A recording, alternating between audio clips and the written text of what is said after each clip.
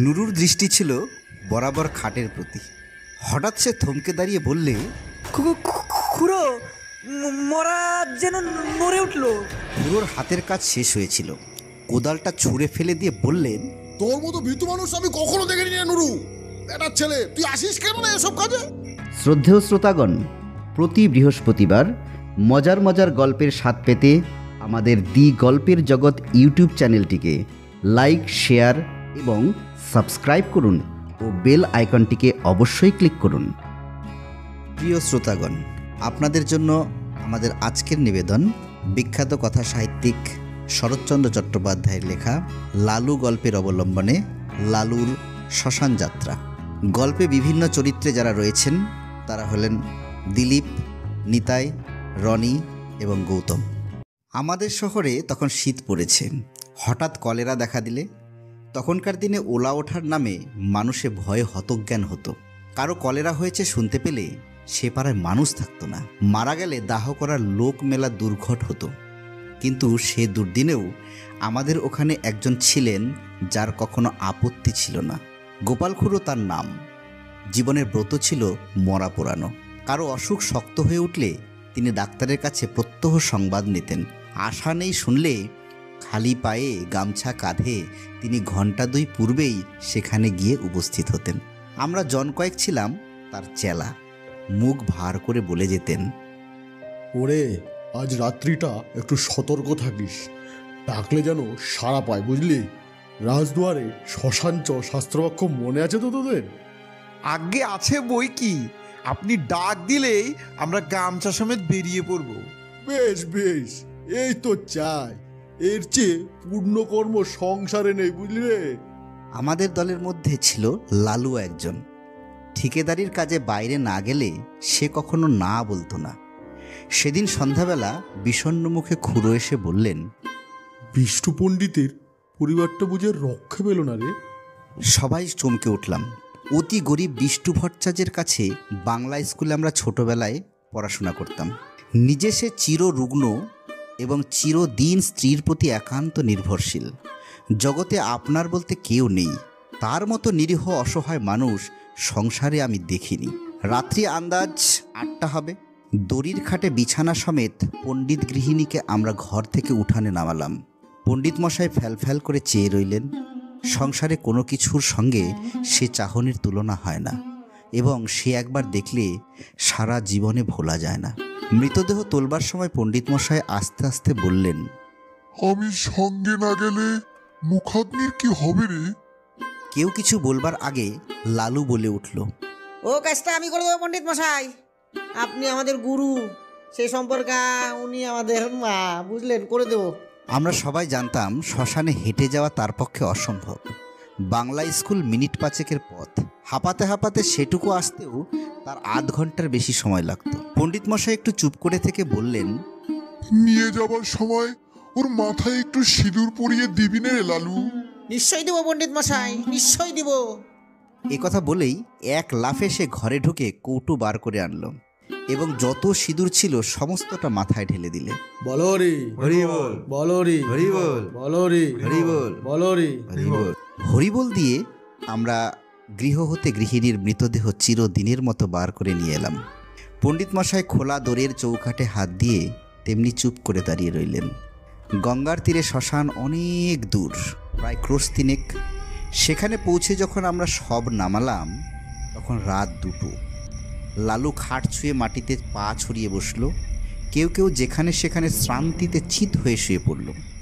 শুক্লা দ্বাদশীর পরিস্ফুট জ্যোৎস্নায় বালুময় বহু দূর বিস্তৃত শ্মশান অত্যন্ত জনহীন।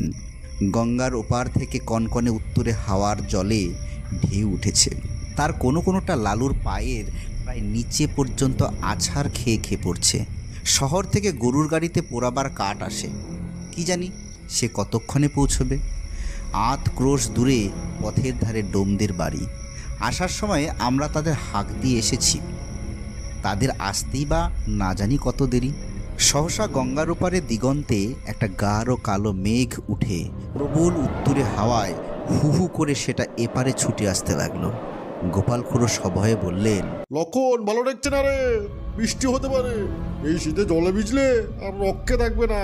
কাছে আশ্রয় কোথাও নেই, একটা বড় গাছ পর্যন্ত না। কতকটা দূরে ঠাকুরবাড়ির আমবাগানে মালিদের ঘর আছে বটে, কিন্তু অতখানি ছোটা তো সহজ কথা নয়। দেখতে দেখতে আকাশ গেল ছেয়ে, চাঁদের আলো ডুবলো অন্ধকারে। ওপার থেকে বৃষ্টিধারার শো শো শব্দ এলো কানে, ক্রমশ সেটা নিকটতর হয়ে উঠল। আগাম 2-10 ফোঁটা সকলেরই গায়ে এসে পড়ল তীরের মতো। কি করি ভাবতে ভাবতেই মুষলধারায় বৃষ্টি নেমে পড়ল। মরা রইল পড়ে, প্রাণ বাঁচাতে কে যে কোথায় ছুট দিলে তার কোনো ঠিক ঠিকানা নেই।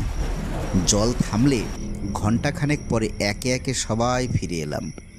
মেঘ গেছে কেটে, চাঁদের আলো ফুটেছে দিনের মতো।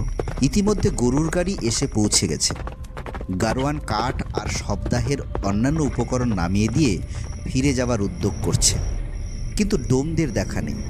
গোপাল খুড়ো বললেন, ও বেটারা ওরকমই, শীতের ঘর থেকে বেরোতে চাই না। মণি বললে, কিন্তু লালু এখনো ফিরলো না কেন? সে যে বলেছিল মুখে আগুন দেবে, ভয়ে আবার বাড়ি পালালো না তো? খুড়ো লালুর উদ্দেশ্যে রাগ করে বললেন, ওই বেটা ওই রকমই, যদি এতই ভয় মরা ছুঁয়ে বসতে গেলি কেন? আমি হলে বজ্রঘাত হলেও মরা ছেড়ে যেতাম না। ছেড়ে গেলে কি হয় খুড়ো? কি হয়? কত কি, শ্মশান ভূমি কি না? শ্মশানে একলা থাকতে আপনার ভয় করতো না খুড়ো? ভয়? আমার অন্তত 1000টা মরা পুড়িয়েছি, জানিস রে বেটা। এরপরে মণি আর কথা কইতে পারলে না, কারণ সত্যই খুড়োর গর্ব করা সাজে। শ্মশানে গোটা 2 কোদাল পড়েছিল। খুড়ো তার একটা তুলে নিয়ে বললেন, চল দেখি চুলোটা কেটে ফেলি, তোরা হাতাহাতি করে কাঠগুলো নিচে নামিয়ে ফেল। খুড়ো চুলি কাটছেন, আমরা কাঠ নামিয়ে আনছি। নুরু বললে, আচ্ছা, এই মরাটা ফুলে দেখি 2 গুণ হয়েছে, তাই না? খুড়ো কোনো দিকে না তাকিয়ে জবাব দিলেন, ফুলবে না, লেপ কাঁথা সব জলে ভিজেছে যে। কিন্তু খুড়ো, তুলো তো ভিজলে চুপসে যায়, এ তো দেখছি ফুলে আছে। তোর ভারী বুদ্ধি না, যা করছিস কর তো। ইতিমধ্যে কাঠ বোহা প্রায় শেষ হয়ে এলো। নুরুর দৃষ্টি ছিল বরাবর খাটের প্রতি। হঠাৎ সে থমকে দাঁড়িয়ে বললে, খুড়ো, মরা যেন নড়ে উঠলো। খুড়োর হাতের কাজ শেষ হয়েছিল। কোদালটা ছুঁড়ে ফেলে দিয়ে বললেন, তোর মতো ভীতু মানুষ আমি কখনো দেখিনি রে নুরু। বেটার ছেলে, তুই আসিস কেন না এসব কাজে? যা বাকি কাঠগুলো আন, যা যা, আমি চিতাটা সাজিয়ে ফেলি। গাধা কোথাকার। আবার মিনিট 2 গেল। এবার মণি হঠাৎ চমকে উঠে 5-7 পা পিছিয়ে দাঁড়িয়ে সভয়ে বলল, না খুড়ো, গতিক ভালো ঠেকছে না। সত্যি সত্যি মরাটা যেন নড়ে উঠলো। ছোড়ার দল, তোরা ভয় দেখাবে আমাকে? যা, 1000 মরার উপর মরা পুড়িয়েছে, তাকে আবার ভয় দেখাবে? খুড়ো, ওই দেখুন আবার নড়ছে। নড়ছে? ভূত হয়ে তোকে খাবে বলে? মুখের কথাটা তার শেষ হলো না। অকস্মাৎ লেপ কাঁথা জড়ানো মরা হাঁটু গেড়ে খাটের উপর বসে ভয়ঙ্কর বিশ্রী খোনা গলায় চেঁচিয়ে উঠল, না না, নরুকে না, গোপালকে খাবো। আমরা সবাই মারলাম ঊর্ধ্বশ্বাসে দৌড়। গোপাল খুড়োর সম্মুখে ছিল কাঠের স্তূপ। তিনি উপরের দিকে আমাদের পিছনে ছুটতে না পেরে ঝাঁপিয়ে গিয়ে পড়লেন গঙ্গার জলে। সেই কনকনে ঠান্ডা এক বুক জলে দাঁড়িয়ে চেঁচাতে লাগলেন, বাবা গো গেছি গো, ভূতে খেয়ে ফেললে গো, রাম রাম রাম রাম রাম রাম রাম, বাবা গো বাঁচাও রে, রাম রাম রাম রাম রাম রাম রাম। এদিকে সেই ভূতও তখন মুখের ঢাকা ফেলে দিয়ে চেঁচাতে লাগলো, ওরে নির্মল, ওরে মণি, ওরে নুরু, পালাস না রে, আমি লালু, ফিরে আয়, ফিরে আয়। লালুর কণ্ঠস্বর আমাদের কানে পৌঁছল। নিজেদের নির্বুদ্ধিতায় অত্যন্ত লজ্জা পেয়ে সবাই ফিরে এলাম। গোপাল খুড়ো শীতে কাঁপতে কাঁপতে ডাঙায় উঠলেন। লালু তার পায়ের ধুলো নিয়ে সলজ্জে বললে, সবাই তো তোরা জলের ভয়ে পালালি, কিন্তু আমি মরা ছেড়ে যেতে পারলাম না, তাই লেপের মধ্যে ঢুকে পড়েছিলাম। খুড়ো বললেন, বেশ করেছিলে বাবা, খাসা বুদ্ধি করেছিলে।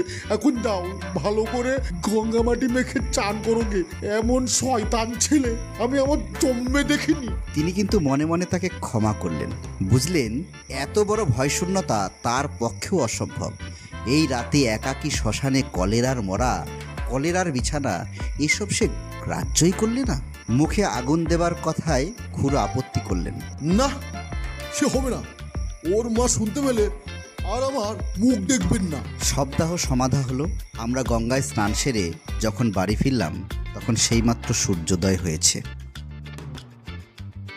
আমাদের আজকের পরিবেশনা এখানেই সমাপ্ত হলো। সঙ্গে থাকুন, সুস্থ থাকুন। নিজে তো শুনছেন, সঙ্গে বন্ধুদেরও জানান। প্রতি বৃহস্পতিবার দি গল্পের জগৎ নিয়ে আসে হরেক রকমের গল্পের সমাহার। আবার দেখা হচ্ছে আগামী বৃহস্পতিবার নতুন কোনো রোমাঞ্চকর গল্প নিয়ে। ধন্যবাদ।